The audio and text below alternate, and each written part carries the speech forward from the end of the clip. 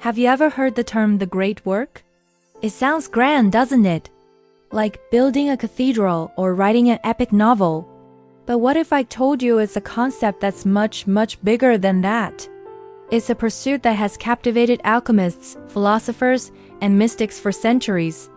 This is the story of the Magnum Opus, the ultimate quest for transformation, mastery, and perfection. It's not just about turning lead into gold. It's about transforming your very self. So, what exactly is the great work? The Latin term Magnum Opus literally means great work, and it's the supreme goal in many esoteric traditions, most famously alchemy. In one sense, yes, it was the alchemist's lifelong mission to create the legendary Philosopher's Stone. This mythical substance was said to transmute base metals, like lead, into pure gold. The final successful stage of this process was known as the Red War Rubedo. This physical accomplishment was sometimes symbolized by the term Golden Fleece, a nod to the epic quest of Jason and the Argonauts. It was the ultimate prize of a long and difficult journey. But the alchemists were clear. This wasn't just a get-rich-quick scheme. The true purpose of the great work was deeply spiritual. They believed the process of purifying metals mirrored the process of purifying the human soul. A famous alchemical saying goes that the philosopher's stone either finds a good man or makes one.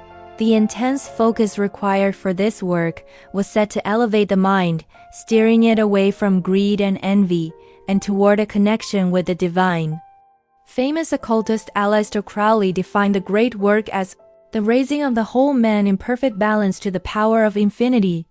It's about achieving spiritual rebirth, illumination, and becoming the best possible version of yourself.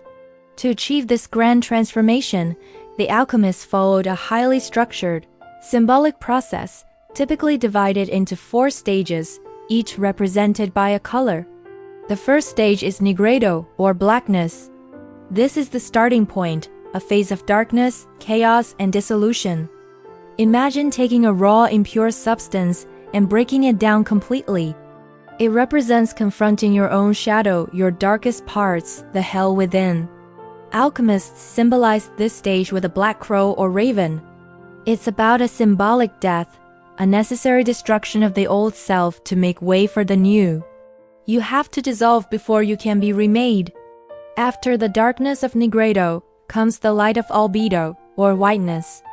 This is the stage of purification and cleansing.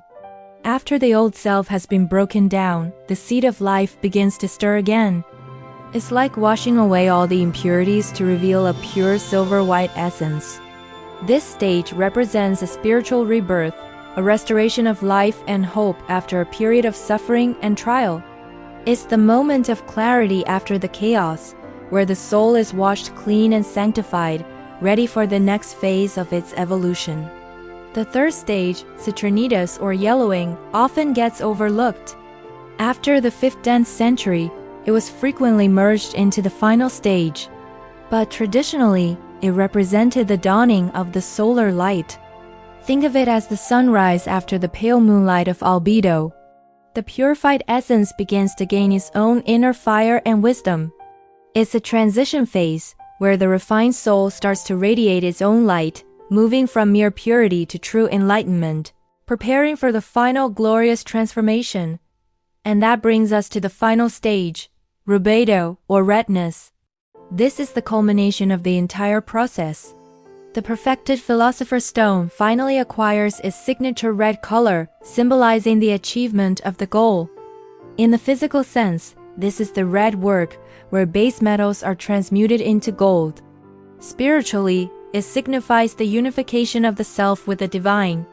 It's the union of opposites, matter and spirit, human and God. It represents wholeness, enlightenment, and the completion of the great work. The soul, now perfected, has achieved its highest potential. The alchemists believed this grand process unfolded across 3 symbolic worlds. The first stage, Nigredo, the dissolution and death, takes place in the lower, darker world, associated with earth and water. The second stage, Albedo, the cleansing and rebirth, happens in the middle paradisiacal world, linked to air and salt.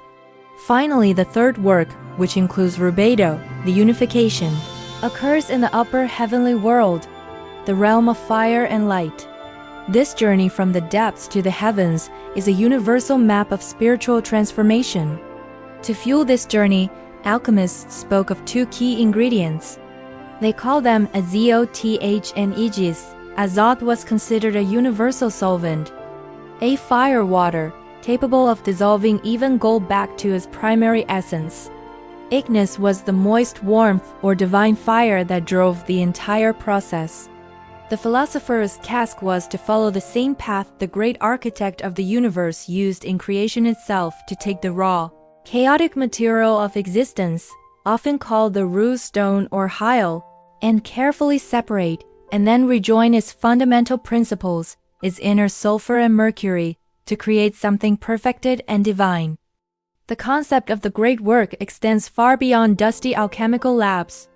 It's deeply woven into Hermeticism, a philosophical tradition based on the writings attributed to the legendary Hermes Trismegistus. The cornerstone of this tradition is the Emerald Tablet, a short, cryptic text that is said to contain the secrets of the universe.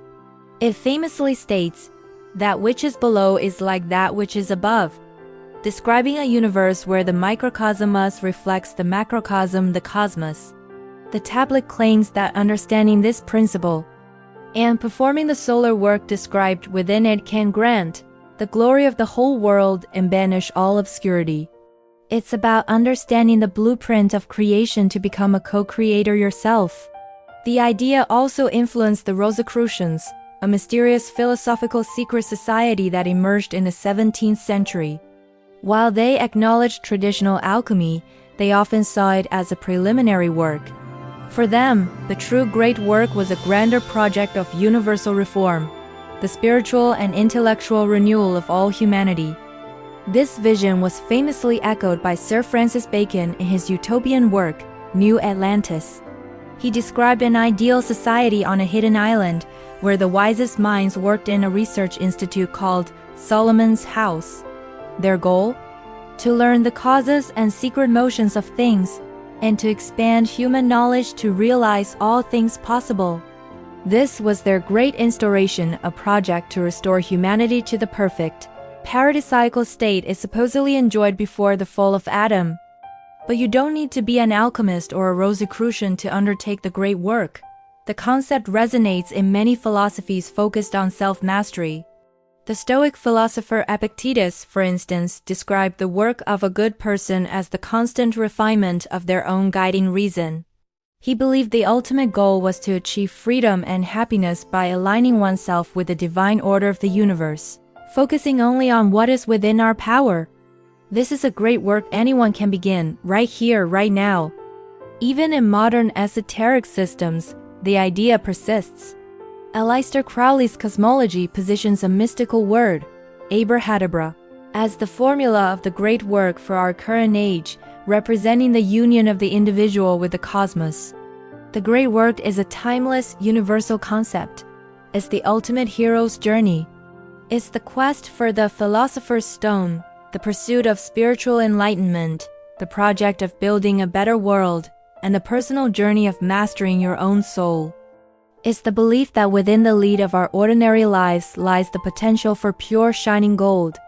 The question is, are you ready to begin your great work? Thank you so much for joining me on this journey into the heart of the Magnum Opus. If this exploration of ancient wisdom sparks something in you, please give this video a like and subscribe to the channel for more deep dives into the fascinating ideas that have shaped our world. I'd love to hear your thoughts in the comments below. Until next time, keep seeking.